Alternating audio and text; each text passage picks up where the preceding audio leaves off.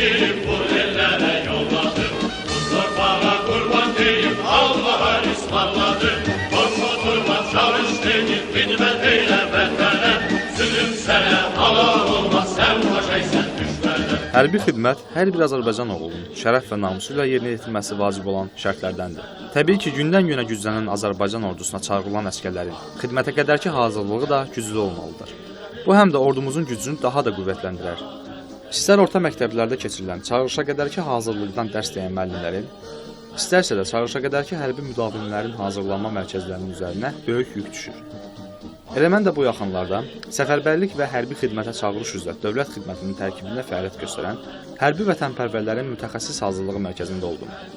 Gördüyüm mənzərə olduqca maraqlı idi və mənə də olduqca xoş təəssürat bəxş etdi. Səfərbərlik və hərbi xidmətə çağırış üzrə dövlət xidmətinin nəzdində yaranan sürücülük məktəbi, bu məktəb hərbi hissələrə sürücü kadrların hazırlanması, aşpazların hazırlanması fəaliyyət göstərir. Yaxın gələcəkdə snayper kurslarının açılması nəzərdə tutulur. Bu məktəbin əsas məqsədi gəncləri çağırışa qədər ordumuza layiqli əsgər kimi yetişdirmək, onların hərbi xidmətə psixoloji və fiziki baxımdan hazırlamaqdır. Təmirdən sonra müasir sinif otaqları ilə göz oxşayan bu təhsil ocağında müdavimlərə atıcılıq, sürücülük kimi dərslər keçirilir.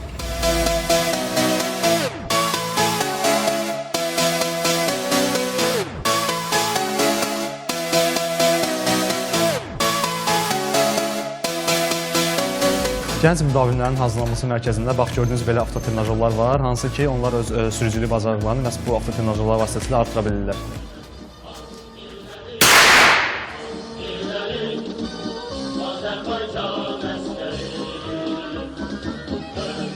Bu cəmiyyətdə hərbi müdavimlərin sərbəst atəş açması üçün atıcılıq teli fəaliyyət göstərir. Sonda isə burada təhsil alan bütün müdavimlərə gələcək əsgərlik həyatlarında uğurlar arzu edirik. Yaddan çıxarmayın ki, hərbi xidmət hər bir kişi üçün həm də həyat dərsidir.